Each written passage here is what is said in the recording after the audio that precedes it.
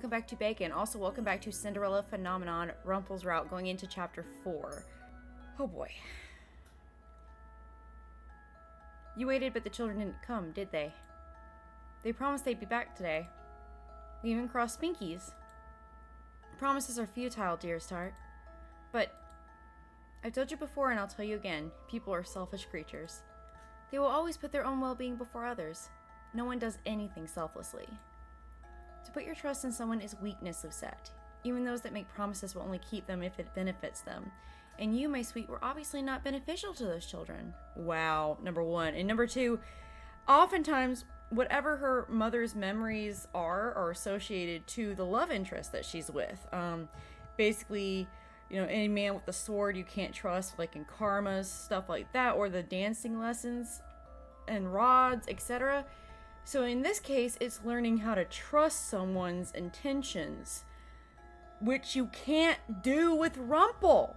He's proven himself to be somebody who can't be trusted. So the more you try and shove, hey, maybe you should trust this guy you can't trust, the more I'm like, wow, you weren't forcing this at all, were you, creators? Because there's no way on earth he's somebody anyone should trust. So they didn't like playing with me? No, they did not. At least he gets serious when he's a doctor, when he goes into like doctor mode. Come here, darling. You do not need those other children. The two of us can play together as we always do. I can always trust you, Mother? Of course, my love. My head feels foggy. Maybe it was because it took me forever to fall asleep yesterday. And then, to make things worse, I ended up having that dream. Mother, you are the only one I can trust. Right? I slowly slide out of my bed and make my way over to my dresser. The little bag is still there where I left it last night. I open it up and let the little white chocolate lily fall into my hand, which thankfully is still in exactly its original shape despite being in a thick bag. I guess it's just not that hot around here. Is he really trying to help me? I remember his face yesterday and his bright smile as he presented this to me. I slowly run my fingers across the delicate white petals. Yeah, all of this is being extremely forced. I mean, there's no other way to do it. I mean, there's no way she'd ever be in any way interested in Rumpel, compatible with Rumpel, would ever trust Rumpel. Rumpel in every way is just not somebody that Lucette should be with under any circumstances. He is just not somebody anyone should be with under any circumstances. At least like that. Friendship, sure. As long as, again, he is willing to just back off the uncomfortableness. He doesn't seem to do those things as badly to other people as he does Lucette because, you know, he's showing his interest to Lucette or whatever. But still. He's just... no. You couldn't have known lilies were my favorite flower. There is no reason to be sentimental about something like this. It's just silly. It's so forced. I'm about to put the flower back in the bag, but I stop, eyeing it once more. Slowly, I bring it to my lips and bite off a small petal. It is actually pretty good. I stuff the little flower back into the bag and make my way downstairs. The marchand is not busy this early in the morning, but everyone is starting on their chores. At least I assume as much when I see Anissa and then Waltz, who is helping her stack things. Then I hear rising voices and realize that not all is calm. At least I don't have to pretend to be something I'm not. Are you still on that, Rumpel? Seriously? You say you're not pretending when you go around flirting with all the female patrons day in and day out? Thank you, Karma! Let him know. You cannot seriously mean all the drivel you spout. Karma! Looking better even in other people's routes. Karma and Rumpel stand on opposite sides of a table staring each other down. A teacup filled with what looks to be cool tea sits close to Karma, abandoned. Flirting with a lady is not a crime. One day your flirting is going to get you into even more trouble than it already has, and he is speaking from experience. I've never had a lady say I mistreated her. Not once. I never had a lady said I mistreated... Oh, well, hey, I read it correctly at least, even if it wasn't written correctly. Ta-da! Oh? I'm sure many could attest to being more than slightly annoyed. You're only jealous that I can speak to ladies without a disguise, aren't you? Wow. Does he know about Karma's curse, though? Karma slams his hand down on the table, shaking it. The tavern grows quiet. Waltz looks over, his eyebrows furrowed with worry. if you so much as make one more comment about... So he does know. He made that comment and he knows what Karma's curse is. And no, I'm not saying that Karma's curse was not justified, but wow. Wow, Rumpel. Freaking wow. And considering the absolute nature of... the full nature of Karma's curse, which I doubt Rumpel knows, but we know, that is 10 times worse. Why would he attack someone else's curse? In a place where everyone there is trying to lift their curses. That is an incredibly sensitive topic. I don't care how angry you are. Attacking someone else for having a curse? What the hell is wrong with you, Rumpel? Then stop making comments about how I speak. Him trying to warn you that what you're doing can get you in trouble is not the same as you insulting him for his curse, you piece of garbage. I didn't think my opinion of Rumpel could lower any more than it already has, but it has. And it doesn't even have to be Karma. If he insulted anyone's curse, if he insulted Lucettes, if he insulted, like, any of the other patrons, like a random NPC, for instance, I would still think he's garbage for that. Wow. That is so insanely insensitive and rude. Please let somebody punch this asshole. The two continue to glare at each other. It almost looks as if Karma might circle the table and slap him, but the fight freezes as Jurian strides up to the two men. Jurian, please punch him in the face. I know you won't, but I want you to. Real bad. It's too early for the two of you to be already at each other's throats. But he started it. What kind of a child are you, Rumpel? Oh, excuse me. Dr. Rumpel. Dr. Chevalier. Whatever your real name is actually said. You're a doctor? And you're acting like a goddamn child and attacking other people for their curses for telling you, hey, maybe you should back off on all the flirting with the women because you might actually be upsetting a few. Because he's actually saying, consider other people's feelings. You decide to be that big of a jerk. Well, I haven't been this angry in a while. All I did was make a comment. He was the one that picked a fight. There you go again, twisting words. Rumpel? I remember how much I disliked Delora. And how angry I was getting at Delora to the point where I was telling her to shut up every freaking sentence. And then, you know, at least she made up for herself in other routes and other ways. Not in a single route has Rumpel ever come off as the kind of guy who is at all decent. In fact, he even showed himself to be a complete jerkwad in 2 other routes besides the actual intro itself. Rumpel, you have no redeeming features. You have no right to say crap up to anyone else. You have no right to criticize anyone else. Durian stomps on the ground. The two men once again turn to look at her. It's my job to break up unnecessary fights, and I will do it. If you two must continue fighting, go do it somewhere else, like the forest, where you can't disturb anyone. Both men turn from each other, obviously agitated. Please don't tell me we're gonna go comfort Rumpel or in any way defend him. He does not deserve that at all. He doesn't even deserve the mildest bit of affection that Lucette is being forced to feel for him. Rumpel's expression is cloudy as he makes his way over to the bar to begin helping set the tables. Jurian notices me watching. She waves at me with a terse smile on her face. Sorry I had to wake up to that, princess. I shrug as I make my way over to Mr. Broom. It is like waking up to 2 children arguing. Yeah, it is. Except one is actually a fucking child and the other one's, you know, a teenager. Agreed wholeheartedly. Even though, from the sound of things, even from the little snippet of argument we had, Karma wasn't being the fucking child. So why you're also comparing him at all to Rumpel's immaturity, I don't know. And I don't like it. And I don't agree with it. This is horrible route. This is a horrible route. And I hate it. I hate Rumpel. Jurian sighs before looking at me thoughtfully. Maybe you could have a word with Rumpel later. I have no idea how their argument even started, but maybe you can get to the bottom of it.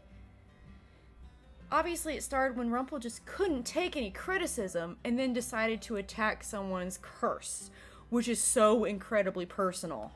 But he thought that that would be a perfectly fine idea to do, even though he's a freaking doctor and should know better. You started it. I am not a babysitter. You tell her, Lucette. You are not Rumpel's babysitter. But I heard the two of you were partners. So? He had decided that, not us. Anyway, hopefully this doesn't happen again. Good luck with your work today, princess. I love you, Jurian. Jurian walks off, vigilant as always. Please adopt me. I noticed Garland looking at her from up the bar, a slight frown on his face. I start working around the tavern, starting first with the cleaning and then with the stacking. Dolores makes snide remarks about my slowness as I work. Of course she does, and I try my best to ignore her while occasionally throwing her insults back at her. I still am just mind-boggled that Dolores thinks that this is a good way to go about things. It's as if she has nothing better to do. She doesn't. She's lazy and doesn't do anything to help out other than just be mean to you. That's apparently her whole life up until, you know, a certain point in some of the routes. The door to the tavern opens and Parfait steps inside with a bright smile. She looks more energetic than usual. I wonder if this is because of Rumpel's medicine suggestions. Later, I manage to catch Rumpel when the two of us are both on break. He looks pleased to see me until I mention Karma. Why were the two of you fighting earlier? What a sad day it is that the princess talks about another man to my face. Just answer me. I was getting ready for the events of today, as always, speaking to the lovely women who filter in and out of this place, when the beast appeared behind me. The one that you openly insulted, have been harassing, and been acting incredibly childish to and mean to because you got a crush on him looking like a woman and decided that he was lying and blah blah blah. And it's like, he has to dress that way, and I'm glad that he doesn't completely hate it, but it's still one of those things where I hate that somebody has to be something that they are not entirely comfortable with, like something that they feel like they're not, but they have to be in order to accommodate something or someone else. And that's kind of what's going on in Karma's case, and there you are insulting him for it. Something is severely wrong with Rumpel. He at this point, I don't think there is any redeeming quality. There's no way for him to make up for the crap he's pulled at this point. When the beast appeared behind me, even his insults are dramatic. Your flirting is distracting me, he proclaimed. Well, your flirting is annoying. But all I'm doing is complimenting women. I'm not impeding anyone's work. You're the stupidest. I thought that the only reason he was calling me out on such a thing was because he was actually jealous. You should have seen his scowl. And here we go. So I politely told him to mind his business, but he was relentless, and when he continued to insult my demeanor, well, I had to say something back. But I wasn't the one to start the fight. I swear they both really do sound like children. No doubt Karma would be blaming Rumpel. Karma has a low temper when it comes to things that annoy him, I've noticed. And I gotta be honest, I'm glad somebody says something to Rumpel. Because Waltz won't. Waltz will just freaking deal with it. Parfait and Anise apparently don't have a freaking issue with it at all. And Dolores is just gonna ignore it herself too. She can just leave if she wants to. He freaking chases after Lucette. And then the people who have to work in the restaurant area, they don't have a choice but to deal with him all day. So yeah, Karma is the only one who would say something, and I'm glad that he freaking did. So as far as I'm concerned, he has every right to blame Rumpel, because Rumpel went too freaking far. He's too freaking selfish. He's too childish. He's too selfish. What? I just want to throw him in a gutter. That's where he belongs. He's a piece of trash. He belongs in the gutter. Princess, you don't really think I'm confrontational, do you? I think Karma's far more confrontational than Rumpel, but it does not help that Rumpel always snaps back at him. The two of you are both at fault. But Princess, in the end, you were still having a childish argument. I think that Rumpel might try to protest again, and I'm surprised when he shrugs his shoulders and sighs. Yes, it was childish, because that man is a child. If I had to compare them, I would say you are a toddler, and Karma can act more, like he's kind of in between young adult to teenage. He kind of goes back and forth between a 20-year-old and a 15-year-old. You, on the other hand, are just a 2- and 3-year-old. You need to grow up. I roll my eyes. Ah, your irritated scowl chills my heart, Princess. I feel a tinge of excitement. Ew. I'm leaving now. There really is no point in having this conversation. It is a problem between Karma and Rumpel. AKA, Rumpel refuses to see that he has any faults, that he has done anything wrong, freaking ever. The one time he apologized was when he went into that trance, and that was the one time it technically wasn't his fault. But yeah, everything that actually is his fault, he refuses to see. Wonderful. They aren't children. They can figure this out on their own. Oh, princess of my heart, why must you depart so early? I ignore Rumpel and leave him standing where he is as I return to my shift a little early. Honestly, I would much rather focus on work than Rumpel. He can be just as tiring, if not more. Though, after what happened last night, I do not think he is as terrible as I thought. He's gotten worse. He hasn't gotten better. He's gotten worse, as far as I'm concerned. This is so forced. This is so incredibly forced that it's... Wow, okay. The days go on and Rumpel and I speak only briefly during our breaks. Every day I eat another piece of the lily until only one is remaining. One afternoon, just before my break, Rumpel approaches me with a mischievous smile on his face. My lovely princess, how are you today? What do you want? Your cold shoulder is enticing. Ew. I have one more table to serve. Do not bother me. Princess, I've decided I know exactly how to teach you to be good. Ew. All of your other lessons have been useless so far. Please, just trust me. No. To put my trust in someone is weakness. And also stupidity in the case of Rumpel. I'm going to teach you how to flirt. This isn't even funny at this point. It's not cute. It's not funny. It's just really gross and uncomfortable. What? And here's the thing. This flirting lesson could have actually been really funny and actually kind of cute if they had done things differently. If Rumpel had not been a harasser, if Rumpel had not attacked Karma both in the intro, his own route, as well as Rumpel's own route, over him wearing a dress, because how is it Karma's fault that you were attracted to him and now you have gay panic? This could have been a really cute and funny. I love it when stories include really silly things like this, because it's something to be like, oh my goodness, I can't believe they're doing that. They ruined it. Any funniness, any cuteness, any good feelings, any positivity that could have been in this route has been sucked right out. Rumpel is a terrible person. Rumpel is an awful human being. Rumpel is trash. And now he's gonna teach us how to flirt, and we're gonna be forced to like him more because that doesn't make sense, but you know, how are the creators supposed to make Lucette like him? Ugh. Wait, but why are you... Rumpel points at my customer, a young man sitting right beside the window. The second is to smile. Smile, princess, because I'm sure you look even more stunning when you do than you start a conversation with him. There's so many other love interests who did the freaking smile thing, but it was because they were hoping she would smile for them. And even then, I'm just sort of, I don't really like the smile thing. I don't think women should, I don't think anybody actually, not just women, should be forced to smile for other people just to make them happy. I think if somebody smiles because they're happy, that's just a bonus. Like, hooray, I made them smile. I didn't request it. I didn't do it on purpose to make them smile. I just made them happy, and that's super special to me. You know? That you can make somebody happy without really trying means that you're somebody important to them. And I guess that was what they were trying to convey before, but bringing it up to her, saying that that's what they wanted, requesting it, telling her she should do it, like in this case, that is not the same thing. Body language is important. There are certain signals that key men into the fact that a woman is interested in them.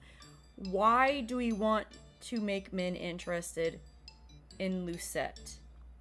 In what way did you think this was a good idea? Oh, right, he's an idiot. And not even a fun idiot. He's just a freaking idiot. I think playing with your hair is one. A gentle tap on the shoulder is another. I should have expected Rumpel to spout this sort of nonsense. Princess, the customer's been waiting for a while now. Is something wrong? I noticed the customer looking at me expectantly. He is just some man, a usual customer that I actually see often. Oh, and Princess, don't forget the compliments. Make them as delicate and illustrative as you can. Please ignore all of his advice. Do not do any of this, because if Lucette does even a single piece of this at any point at all during this interaction, I'm fucking done. I move away from Rumpel before he can muddle my thoughts any further. Already my feet feel like lead. I find myself staring at the man for far too long. The way he stares back at me, his expression so unreadable, suddenly makes me feel more uncomfortable. No, you don't. You don't have to do what Rumpel says. You don't have to do what Rumpel says. Don't freaking do it. I stop in front of the man and set down his tray, my eyes still on his. I do not have to follow Rumpel's advice, but for some reason my lips quirk.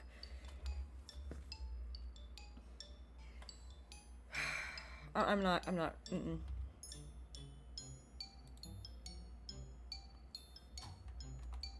We're not fucking flirting. I don't care. I will take the hit.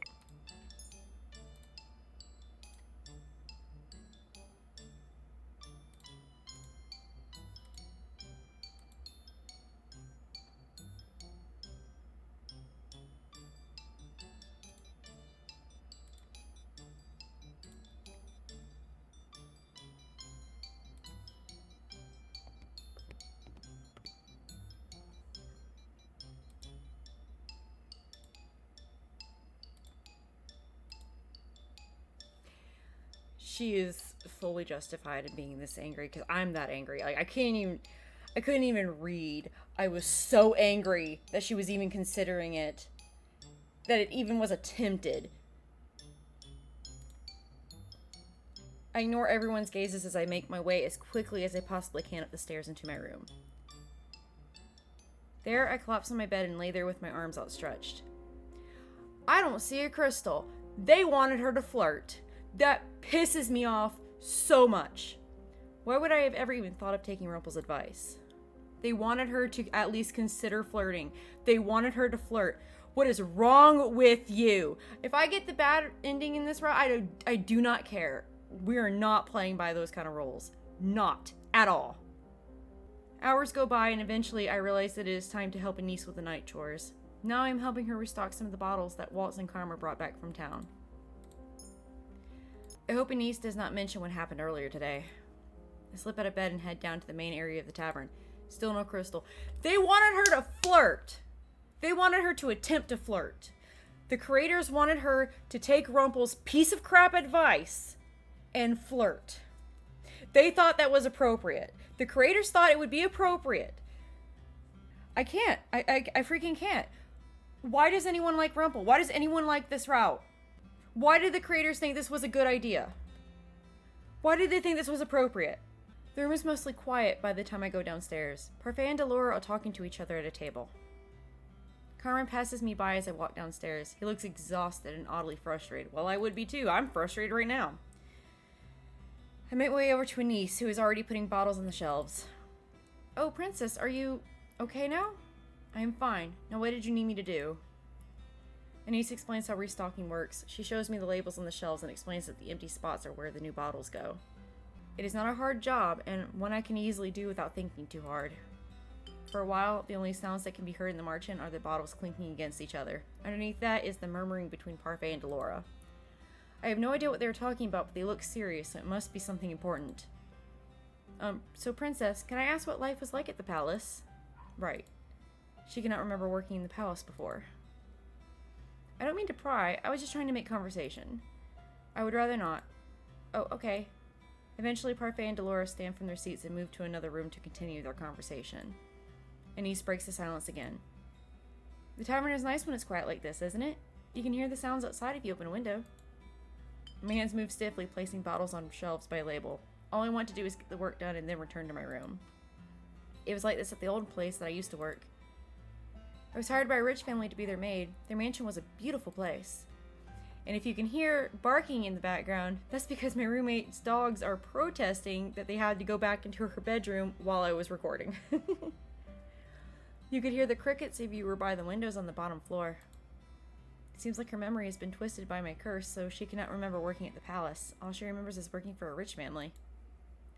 It was a nice place, Princess. There was a girl close to my age that had a radiant smile. Radiant smile. She must be talking about Emmeline. The head of the mansion is a really kind man, and... She grows suddenly quiet, a look of confusion coming to her face. She pauses and then shakes her head. I can't seem to remember everyone that was there, but I'm pretty sure they were all good people. At least, I'd like to think so. I was just a bad maid. She was. You guys have heard Delora's dress was torn. I was too ashamed to tell one of the mistresses that I couldn't save her doll. Save her doll? Anise looks down, her smile wistful. I was fired on my first day because I couldn't save one of the mistress's dolls. I was the one cleaning her shelves that day, and when I went in, I saw a crow had come in through the open window and was pecking at one of the dolls. I shooed it away, but I was too late. The doll had a little rip in its dress, and I was fired for not doing my job properly.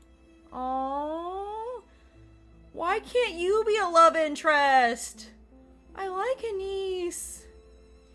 So it wasn't Anise who ripped Dolores' dress, but a bird? Is this why Dolores insisted Anise deserves an apology? What happened after you were fired? Lady Parfait found me on the streets. I couldn't go back to my aunt's house, not after what happened.